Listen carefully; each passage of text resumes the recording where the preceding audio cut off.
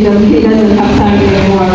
But now God has answered prayer and He has changed. And He's also so thankful for the ALS teachers helping them. Kaya po ba? Sige po, si Brother Robert, ito po ay pinagpala po talaga po. Yun, salamat po sa Panginoon. Unang-una sa mga tao na actually po, marami pong nangyayari sa paligid natin na dapat po i-aware po tayo. Amen. And pagkakas po ang Panginoon, ang election na natin. At ipapasalamat po sa pagsabi ng blessing. May tatanggal po siya sa atin. Sabi nga po sa aklat niya, ang Kristiyano po is parang isang pinto. Unti-unting, binibigyan ng pagsubok ng Panginoon pero bibigyan pa rin niya ng kalakasan. So, yung kailangan kahit may mga pagsubok tayo pagdadaan. Salamat po sa Panginoon, saka sa buhay ni Brother Mark. Siya actually po yung music po natin. Masyadong nagawa ngayon, parang unang-unang rock, piano. Pero salamat sa Panginoon dahil ibigay ko yung dapat may nawawala, pero makabalik po niyo. Salamat po sa Panginoon sa atong pagkakaroon. Amen. So, dadako na po tayo sa ating, bago po tayo dumako sa ating tithes and offering, meron lang po ako regalo. Sino po ang nagbasa ng Bible kanina umaga?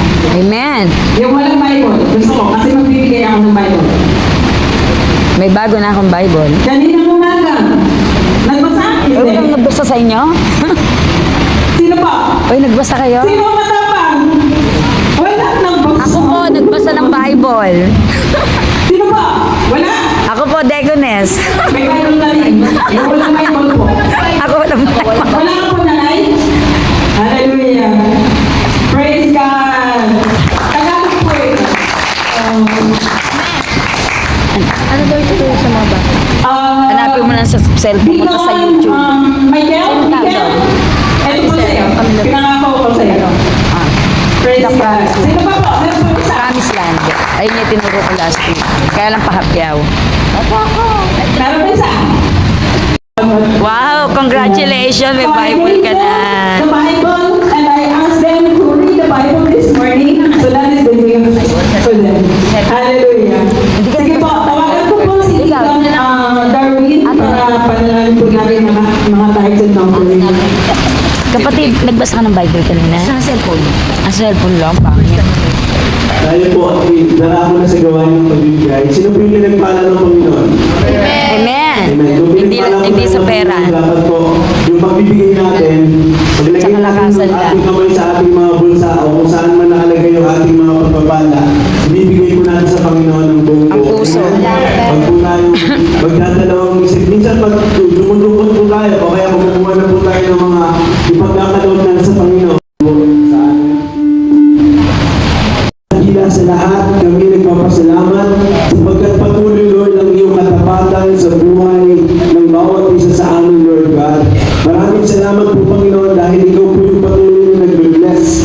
Ikaw po yung patuloy na nagpapala, Panginoon, sa lahat ng mga bagay na tinatangkilik ng iyong mga anak, Panginoon. Sa aming mga trabaho, Panginoon, patuloy ka na nagiging tapat, Lord God, sa pagbibigay, Panginoon, ng lahat ng aming mga pangangailangan, Panginoon, sa aming mga ginagawang pang-araw-araw na buhay. Running over again, and it shall come back to you. And when you give to the Lord. Let's give it, and it shall come back to you. Let's not together, running over again, and it shall come back to you. Let's when you give to the Lord. So Mga bisihing puso, Panginoon, na iabot mo sa umagang ito. Patuloy na pong kumilos na, Panginoon, sa bawat isa. Patuloy na pong pamalain, Panginoon, ang mga taong nagbigay ng kanilang salaping, Lord. Lord, gawin mo po, i-increase mo po sila, Panginoon. Papalain mo po, Panginoon, 100%, 70%, Lord. Very anointed woman of God. So, kaya po natin, na marinig natin ang meets and dine with me this Sunday morning. upang makita po tayo at For the opportunity to share the word of God with you. nagpapasalamat kami sa mga pinuno ng simbahan ito upang bahagi yung salita ng Diyos sa inyo. I want us to share the word of God that are titled "The Power in the Blood of Jesus." Gusto kong ibahagi yung salita ng Diyos na may pinamagatang kapangyarihan sa dugo ng Panginoong Jesus. The power in the At unang Pedro, 19. 11 at 11. And then lastly, Hebrews chapter 10, At huli, yung Hebreo, verse 19 11 to 22. hanggang 22. The topic is the power in the blood of Jesus. Ang ating topic ay ang kapangyarihan sa dugo ni Jesus. In the Old Testament, Sa lumang tipan, in the olden days, sa lumang sa mga unang panahon, of animals ang dugo ng mga hayop like goats, na katulad ng kambing, cattle ng tuba was used ay ginagamit to pay for the sins upang bayaran. of mankind. Ito ay ginagamit upang bayaran ng kasalanan ng mga tao. And that was a very temporal one. At ayun ay at saglit lamang. It wasn't lasting, it was temporal. Hindi siya tumatagal. Just for a short time. Ito ay sa maikling panahon lamang. So assuming I sin about 5 times in a day, Halimbawa, ako'y nagkasala 5 beses sa isang araw, I will have to slaughter kailangan kong a pumatay sheep or a goat ng tupa o ng kambing so that magamit to clean para malinis, or pardon my sins. para malinis ang aking mga kasalanan. So, if you look at this one, Kaya nga kung titignan natin ito, how many sheep or goats can you buy? ilan yung kaya nating bilhin ng mga kambing o tupa. But thank be to Jesus Pero salamat sa Panginoong Jesus that when He came, na dumating siya, He shed His blood. Inamin niya yung kanyang dugo. Jesus was killed Siya ay on the namatay cross. para sa krus ng Kalbaryo. The blood He shed Yung dugo na kanyang ibinuhos is a permanent one ay isang permanent for the forgiveness of sin para sa kapatawaran ng mga kasalanan. once and for all, At sa lahat ng mga tao. and for our eternal redemption. At sa ating walang hanggang pagkamalaya. Let's read from Hebrews chapter 9 verse 12. Basahin natin sa Hebreo 9, Hebrews 12. 9:12. Hebrews 9 verse 12.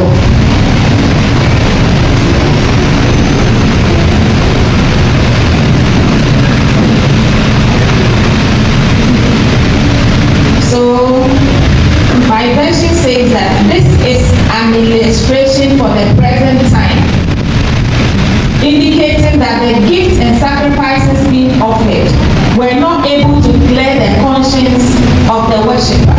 Hallelujah. Can we have it read in Tagalog? Basa sa Hebrews 9.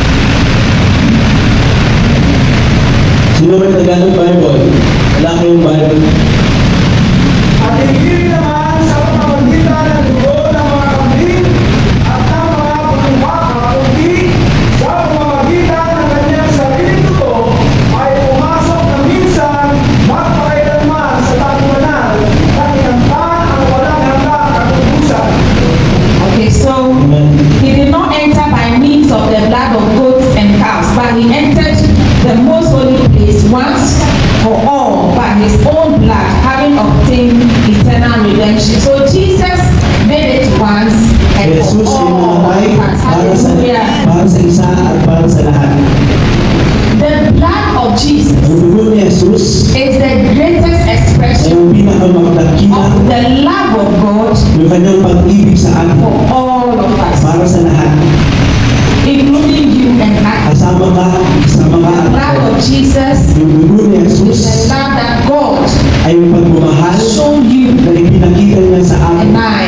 sa akin at sa iyo. The Bible says that Sabi ng Biblia, the blood of ang Jesus dugo ni Jesus speaks better ay nag-aayos than the blood of Abel. kaysa sa mga dugo ng mga hayop. That one is verse 24.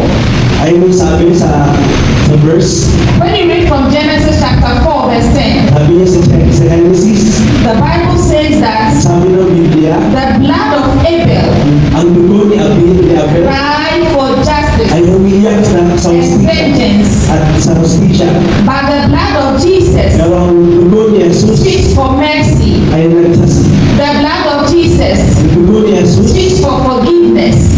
ay nangungusap sa The blood pagkakatawa. of Jesus Ang dugo ni speaks Jesus for ay reconciliation, nangungusap para sa pagkakaisa and it speaks for grace. at nangungusap para sa kapag. These are indeed Ito ay tunay nga better things na dakila pa than the blood kaysa sa dugo of Abel. ni Abel. We remember in the Old Tandaan Testament, natin sa Old Testament, when Abel's brother Cain nung si Abel, yung kapatid niya Cain, killed him pinatay siya out of jealousy, dahil sa selos. when the blood of Abel